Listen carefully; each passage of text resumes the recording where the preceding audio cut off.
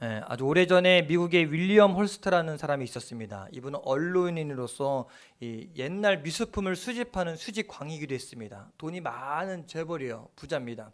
그러니까 언제부턴가 이 사람이 유럽의 왕가에서 사용되었다고 하는 신기한 도자기 하나가 있다는 사실을 알고 그 도자기를 수집하려고 아주 추적을 시작했습니다.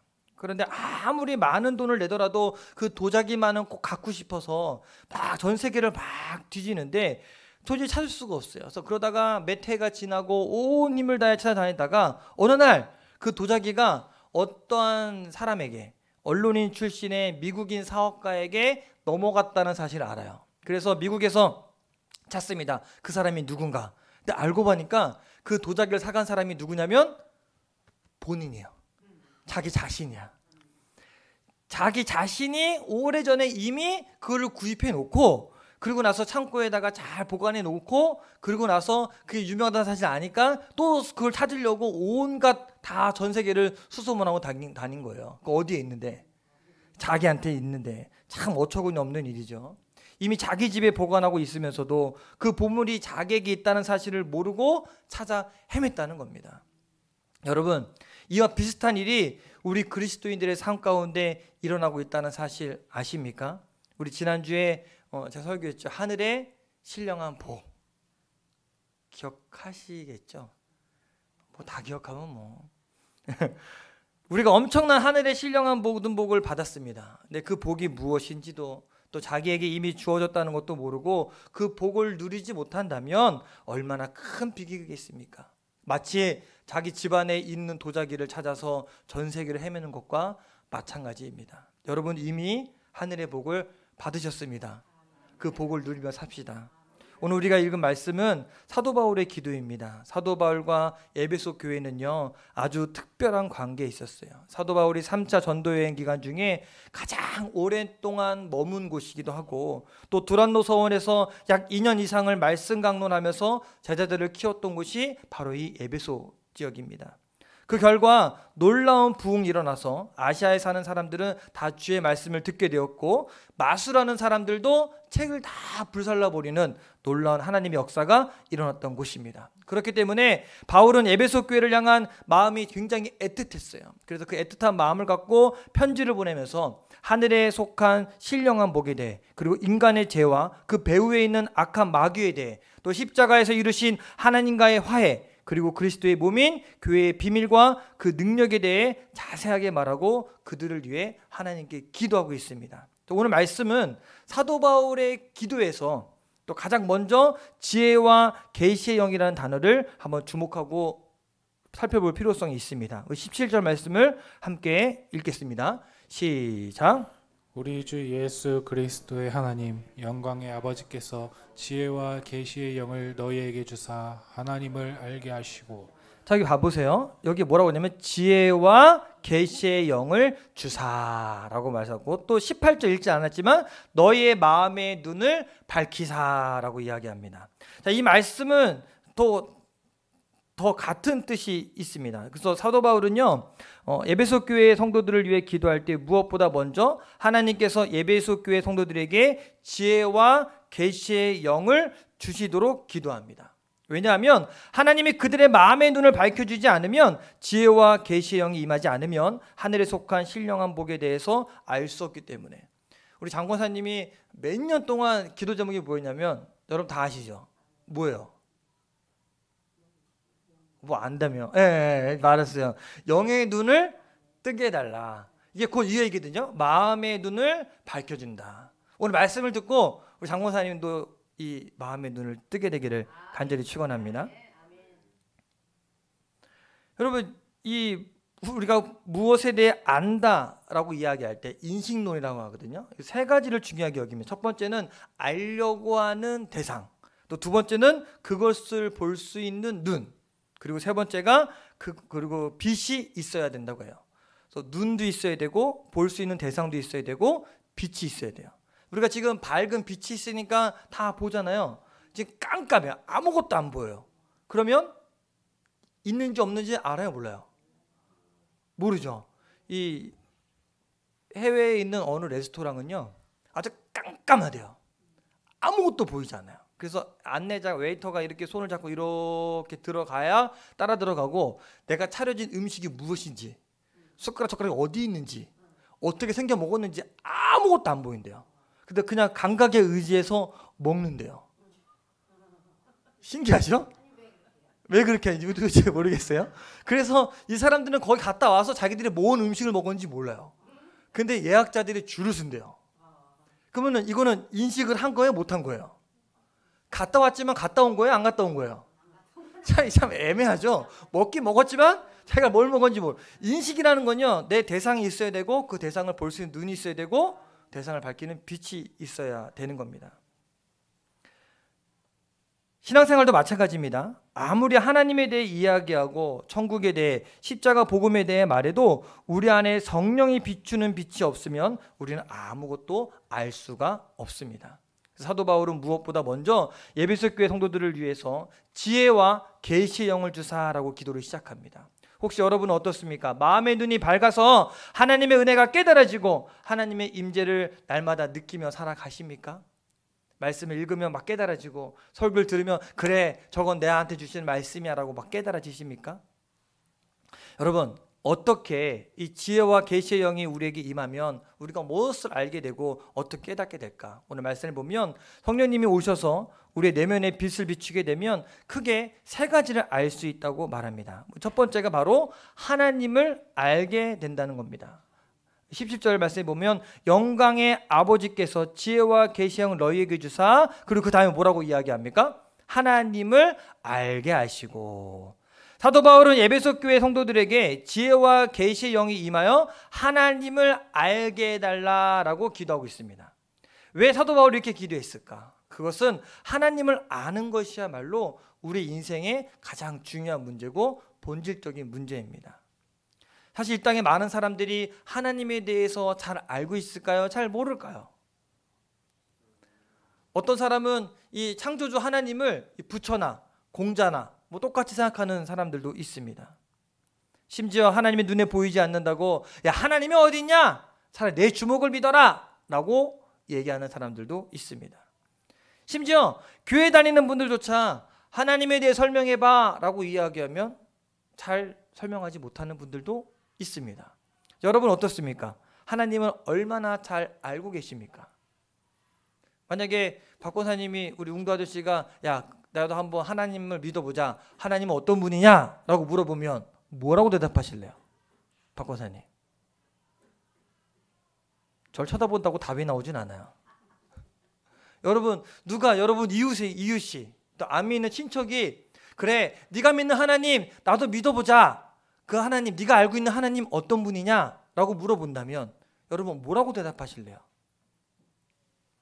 어렵게 생각하지 마세요. 박 권사님이 저 알죠?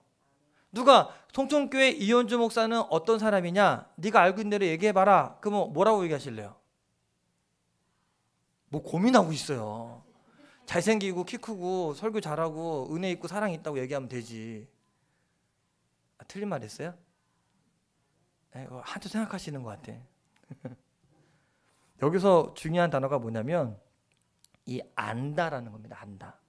이 안다는 말은요 하나님에 대한 지식이 아니라 하나님과의 관계를 의미합니다. 예를 들어서 우리 신조명 권사님이 차를 고치는 일을 하시잖아요. 그러니까 본의 아니게 저희 지방의 다른 목사님들이 제가 소개해갖고 거기 가서 차를 고치세요. 그래서 제가 직접 소개해서 가신 목사님들 반면에 소개해서 또 소개로 가신 목사님도 있어요. 가서 누구 이름을 파냐면 제 이름을 판대요. 아 제가 송천교회 이원주 목사를 잘 알아요. 얘기하는데요. 그래서 저한테 얘기하세요. 아무개 목사님 왔다 갔는데 잘한다고 하는데요. 아 그쵸, 알죠 이름은. 그 목사님이 저를 잘 알아요? 그냥 그러고 웃고 넘어가요. 왜? 좀 이렇게 잘해달라고 이렇게 저를 파는 거잖아요. 근데 사실 그게 알긴 알지만 아는 겁니까? 제가 문재인 전 대통령이나 윤석열 대통령 압니다. 네, 그냥 알아요.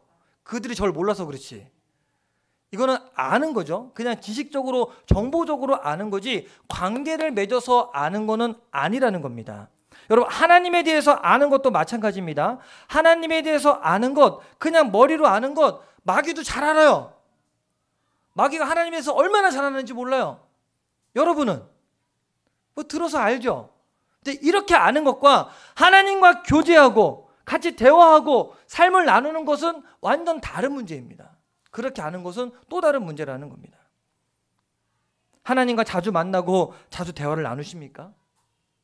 진짜 알고 지내려면 같이 밥 한 끼 먹고 같이 대화를 나누고 얼굴을 마주치고 내 고민도 이야기하고 들어주고, 이게 진짜 아는 거 아니에요? 맞아요. 내가 그분하고 친해요. 내가 그분 잘 알지. 아, 그분 참 좋은 분이야. 내가 보증할 수 있어. 이렇게 얘기할 수 있는, 이게 아는 거 아니겠습니까? 여러분이 알고 있는 하나님, 하나님의 뜻이 무엇인지 알고 하나님과 동행하고 있으십니까? 만약 그렇지 않다면 우리는 하나님을 친밀하게 알아가야 됩니다.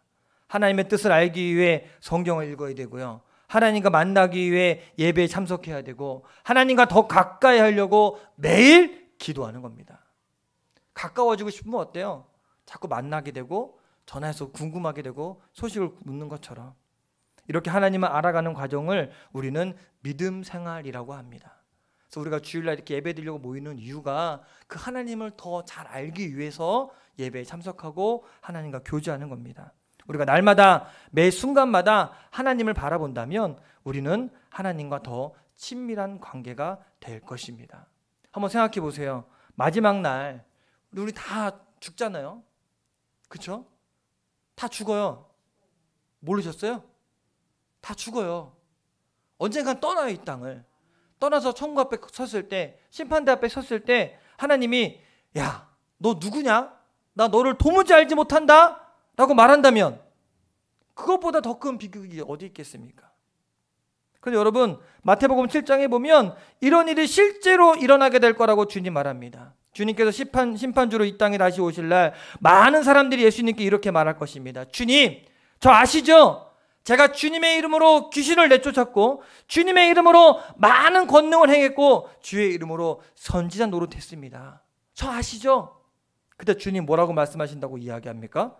내가 너를 도무지 알지 못하느니 이 불법을 행하는 자들아 내게서 떠나가라. 아니, 평생 교회에 다녔는데, 송천교회 집사 권사로 열심히 신앙생활을 했는데 마지막 날 주님이 나를 모른다고 한다면 그것은 정말 우리 인생의 가장 불행일 것입니다. 그래서 호세아 선지자가 이렇게 외칩니다. 호세아서 6장 3절 한번 같이 읽어볼까요? 시작. 그러므로 우리가 여호와를 알자임서 여호와를 알자. 그의 나타나심은 새벽빛같이 어김없나니 비와 같이 땅을 적시는 늦은 비와 같이 우리에게 임하시라 하니라. 여호와를 알자. 힘써 여호와를 알자. 근데 사도 바울도 똑같이 기도하잖아요. 하나님, 에베소 교회 성도들이 하나님을 알게 해 주옵소서. 저도 동일한 마음으로 말씀드립니다. 여러분, 올 한 해 하나님을 더 깊이 알아가게 되길 바랍니다. 하나님을 알아가면 알아갈수록 정말 하나님 같은 분 없습니다. 우리가 사람을 첫인상을 대할 때랑 알아갈 때랑 같습니까? 다릅니까? 달라요. 알아보면, 대해보면 이 사람이 이렇구나. 그래서 처음 봤을 때 이상하고 알아갔으면 인상이 내가 보기에 바뀌거든요. 이렇게 쓱 하고, 하나님을 알아가는 것도 마찬가지입니다. 처음에 하나님이 무서운 하나님이었다가 알아가면 이 하나님은 사랑의 하나님이시구나. 그 하나님 이런 하나님이구나 라고 더 깊이 알아갈 수 있게 될 것입니다. 두 번째로 바울의 기도는요, 부르심의 소망과 기업의 영광의 풍성함이 무엇인지를 알게 해달라는 겁니다. 18절 함께 읽어보겠습니다. 시작. 너희 마음의 눈을 밝히사 그의 부르심의 소망이 무엇이며 성도 안에서 그 기업의 영광의 풍성함이 무엇이며. 여기서 부르심의 소망, 또 기업의 영광의 풍성함이라는 단어를 좀 봐야 되는데, 이 기업이라는 말은요, 우리 기업이 아니라 하나님의 기업을 이야기합니다. 우리 기업은 뭐예요? 여러분 갖고 있는 거, 여러분 이루고 있는 가정, 재산, 재물, 뭐 이런 걸 여러분 기업이라고 이야기합니다. 구약에서 이 하나님의 기업은요, 이스라엘의 자손들이었습니다. 그런데 오늘 말씀에서 우리 그리스도인들이 하나님의 기업이라고 이야기해요. 사도 바울은 하나님의 기업이 된 에베소 교인들이 하나님의 백성이 된 영광, 그리고 그 영광의 풍성함을 알게 해달라고 기도하고 있습니다. 여러분, 우리는 하나님의 기업을 상속받은 하나님의 백성이라는 사실 알고 계십니까? 우리는 그분의 기업입니다. 그러므로 우리의 부르심의 소망과 하나님의 백성으로서의 영광의 풍성함을 우리가 알아가야 됩니다. 우리 구약 성경에 보면 하나님께서 이스라엘 자손들을 애굽에서 건져내어 하나님의 백성으로 삼고 그들에게 가나안 땅을 주셨습니다. 마찬가지로 하나님께서 저와 여러분들을 죄와 죽음에서 건져내어 주시고 하나님의 백성, 곧 하나님의 기업으로 삼아 주셨습니다. 그리고 우리에게 천국을 약속해 주셨습니다. 천국은 누구 것입니까? 네, 여러분 겁니다. 하나님 주셨으니까. 제가 준 거 아니고 예수 그리스도를 믿는 그 순간 우리 죄가 사함받고 하나님의 기업이 되고 천국을 소유하게 됩니다. 그러므로 부르심을 받은 우리가 그 소망과 우리가 받을 기업의 영광이 얼마나 풍성한지를 알고 이 땅을 살아가야 합니다. 그렇다고 이 땅에서 하나님께서 복을 안 주시냐? 안 그래요. 이 땅을 살면서 우리가 필요한 것들 채워주십니다. 건강도, 물질도, 또 여러 가지 필요도 하나님이 채워주실 것입니다. 믿으십니까? 제가 아이를 넷 키우지만 넷 중에 제가 딱 보면 하나님이 정말 사랑하는 애가 있어요. 누구 같으세요? 하람이. 네, 저기 앉아서 있어서 게 아니라, 그래서 제가 키우다 보면 쟤는 입 밖으로 내잖아요. 아, 이거 갖고 싶어, 이거 필요해. 그러면 생겨요. 그리고 이상해요, 쟤는. 그게 주변에서 이렇게 자꾸 채워주고 챙겨주고 이게 그냥 이렇게 시원해대로 열린다고 하잖아요. 이게 쭉 돼 있어요. 뭔가 계획하고 뭔가 했던 것들은 하나님이 되게끔 해주세요. 보면서 야, 너는 참 하나님이 사랑하는구나. 그래서 며칠 전에도 또 그런 일이 있어서 내가 하람한테 그랬어. 하람아, 또 이왕이면 마음에 송천교회에 반주자가 있었으면 좋겠다라는 마음을 품으면 좋겠어. 그랬더니 아빠, 그 마음이 안 생겨. 뭐 할 말 없죠. 저는 마음을 품는데 하나님은 제 마음은 좀 안 들어주시죠. 품어줘요. 아니, 세상 살다 보면 하나님이 복을 주세요. 이 땅 살 수 있는 것도 채워주십니다. 그러나 우리가 앞으로 천국에서 누릴 것들은요, 이 땅의 것과 비교도 할 수 없습니다. 여러분, 금 좋죠? 금 좋아요. 금 좋아요. 예전에 저 결혼할 때만 해도 한 돈에 6만 원이었어요. 근데 지금 얼마예요? 20만 원이 넘어요. 그래서 동호 돌반지 해주려고 봤더니 살려고 그랬더니 24만 원인가 한 거예요. 한돈 못 해줬어요. 그래서 좀 얇잖아요, 그죠? 네, 그래서 순금해요. 나중에 어려워지면 팔세요. 괜찮아요. 근데 그 귀한 금, 그 비싼 금, 요한계시록에 보니까 환상 중에 천국의 문을 살짝 열어놓고 천국의 아름다움에 대해 설명하는데 길바닥이 순금이에요. 바닥에. 별로 안 놀라시네. 바닥이 순금이에요. 그럼 여러분 어떡하실래요? 여기 자유로 옆에 있잖아요. 우리 자유로에 아스팔트 깔아놓으면 아스팔트 캐가세요? 예? 널렸잖아요, 아스팔트가. 그거 캐가시는 분 계세요? 안 캐요. 왜? 많잖아. 그리고 필요도 없고. 근데 길이 황금이에요. 누가 캐갈까? 이 땅에서 그렇게 소중하게 여기던 게 길바닥에 깔려 있다는 겁니다. 천국 가면. 그러니 우리가 세상 것을 부러워할 필요가 있겠습니까? 이 땅의 것은 잠깐 있는 것에 불과합니다. 그러나 이 땅을 떠난 후에는 엄청난 차이가 나게 될 것을 우리가 알게 되기를 간절히 바랍니다. 하나님을 모르는 사람들은요, 죄의 종으로 또 세상 따라 살다가 지옥에 떨어지지만 하나님의 기업이 된 저와 여러분들은 하나님 나라를 상속받게 될 것입니다. 그러므로 우리의 마음의 눈이 밝아져야 됩니다. 잠깐 있는 세상을 따르지 말고 하나님의 백성으로 영광스러운 삶의 방식을 알고 부르심의 소망을 붙잡고 이 땅을 살아가시게 되길 간절히 축원합니다. 그래서 우리는 늘 떠날 준비를 해야 돼요. 늘 어디 갈 준비? 천국 갈 준비. 마지막 세 번째, 사도 바울의 기도는요, 믿는 우리에게 베푸신 능력이 얼마나 큰지를 알게 하시기를 구하는 것입니다. 19절 한번 같이 한번 읽어보겠습니다. 시작. 그의 힘의 위력으로 역사하심을 따라 믿는 우리에게 베푸신 능력의 지극히 크심이 어떠한 것을 너희로 알게 하시기를 구하노라. 자, 여기 보니까 하나님은 예수 믿는 우리에게 놀라운 능력을 주셨다고 이야기합니다. 그것도 앞으로 받을 능력이 아니라 이미 베푸신 능력이래요. 여러분, 앞으로 받을 거는 뭐예요? 아직 안 받은 거잖아요. 베푸신 건 뭐예요? 이미 받았다는 겁니다. 이미 있다는 겁니다. 여러분, 하나님은 저와 여러분들에게 이미 이 어마어마한 능력을 주셨습니다. 여러분, 능력이 있으세요? 믿으십니까? 안 믿는 것 같아. 확실히 믿으십니까? 여러분 기도하면 병자가 나아야지. 능력이 있으니까. 믿으십니까? 안 믿어지죠? 우리가 그걸 잘 모르는데 문제가 있어요. 하나님은 이미 우리에게 세상의 죄와 마귀의 유혹과 삶의 어려운 문제들을 거뜬하게 이길 수 있는 엄청난 능력을 주셨는데 우리는 그 능력을 제대로 알지도 못하고 무기력한 존재로 이 땅을 살아가고 있다는 겁니다. 이것은 정말 안타까운 거예요.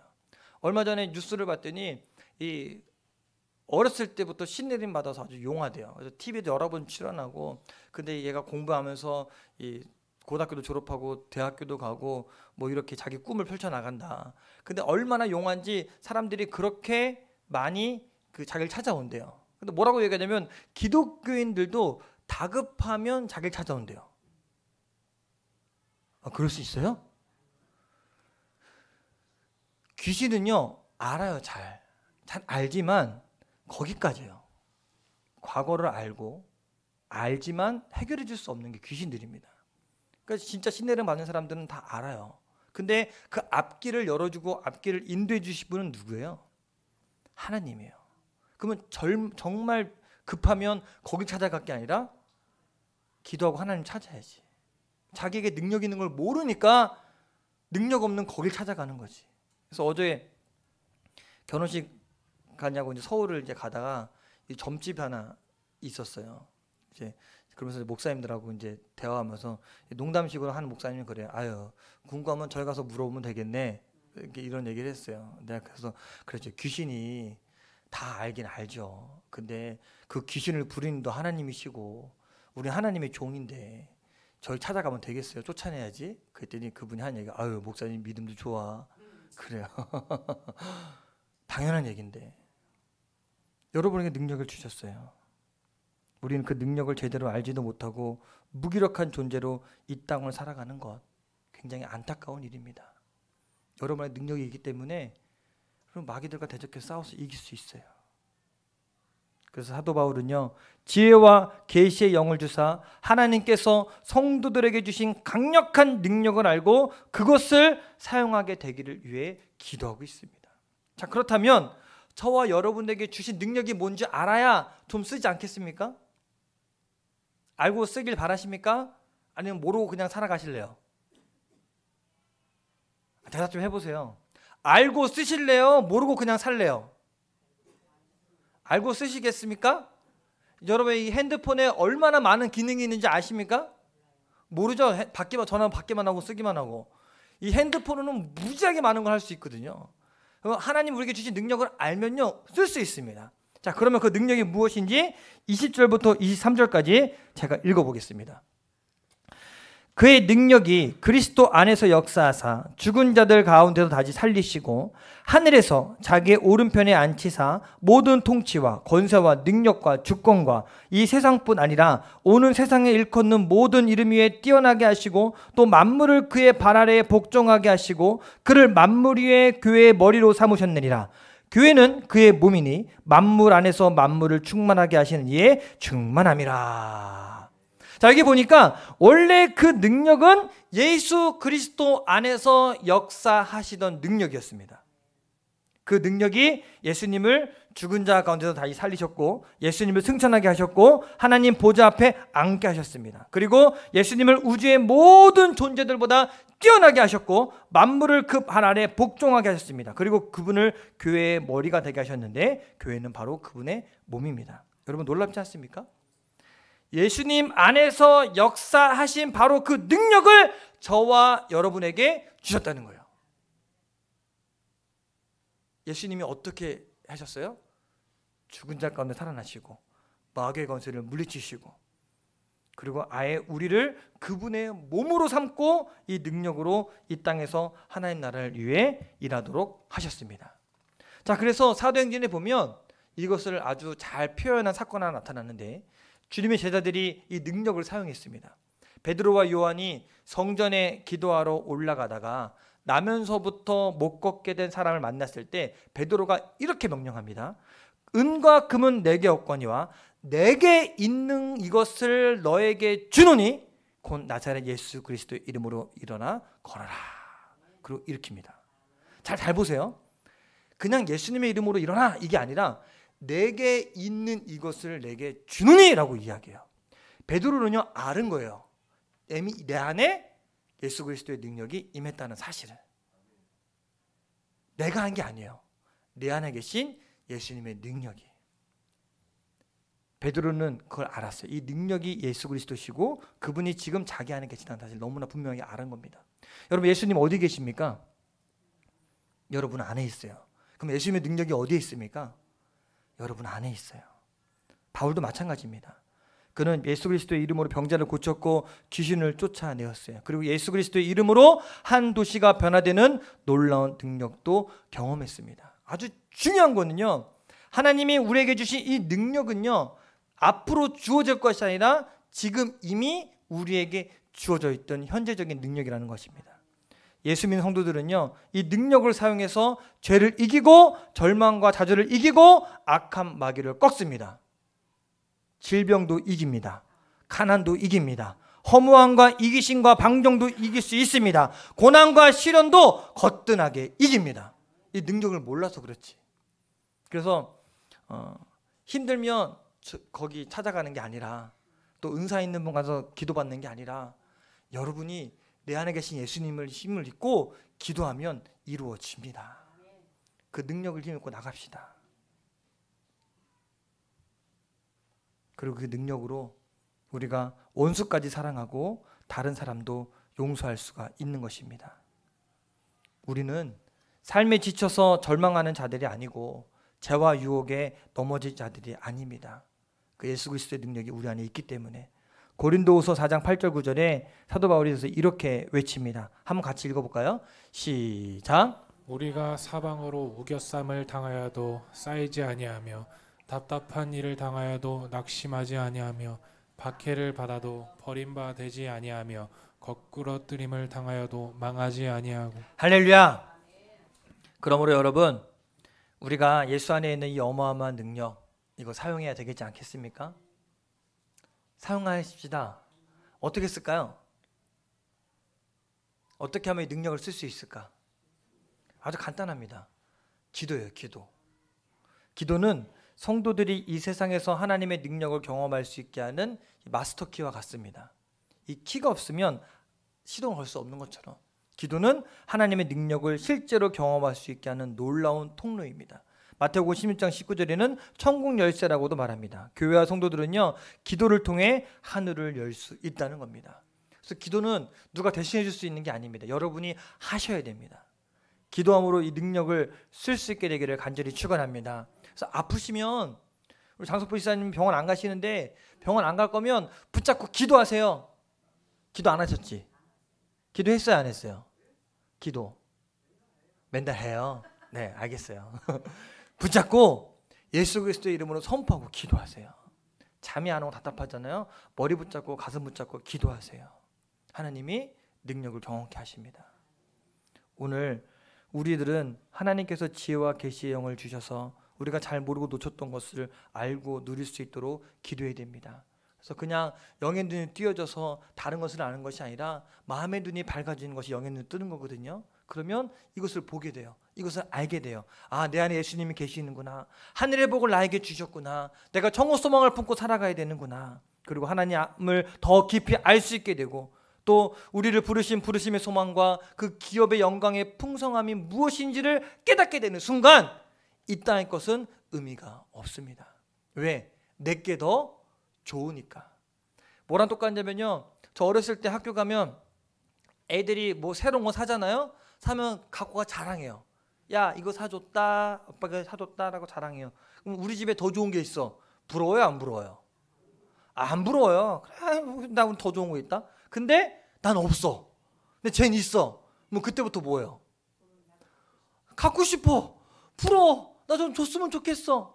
근데 여러분, 이미 이 땅에 어떤 것보다 좋은 것을 우리에게 주셨어요. 이미 우리가 소유했어요. 그러면 이 세상 어떤 누가 뭘 가진다고 해서 우리가 부러워야 될 것이 되겠습니까? 아니면 참 그래 네 마음껏 써라. 난 더 좋은 건 있다. 라고 떵떵거리며 살아야겠습니까? 여러분, 올 한 해 이러한 신령한 복을 누릴 수 있게 되기를 간절히 축원합니다. 이 복을 이미 여러분은 받았습니다. 계속 얘기하고 있어요. 이미 받았어요. 그래서 우리 또 이번 주일날 되면은 또 인사하잖아요. 뭐라고? 새해 복 많이 받으세요라고 또 인사하잖아요. 근데 우리는 하늘의 신령한 복 이미 받았잖아요. 그죠? 네, 하늘의 신령한 복을 받았기 때문에 세상의 복은 그래 보너스라고 생각하시고 받으시면 돼요. 아멘. 여러분, 지혜와 계시의 영이 여러분에게 임하셔서 하늘의 하나님께서 우리의 마음에 늘 열게 하셔서 그 놀라운 축복의 은혜를 깨달으셔서 이 세상을 어렵게 살아가는 것이 아니라 주님의 예수 그리스도의 이름으로 이겨나가며 살아갈 수 있게 되기를 주님의 이름으로 간절히 축원합니다. 찬양합시다. 우리 330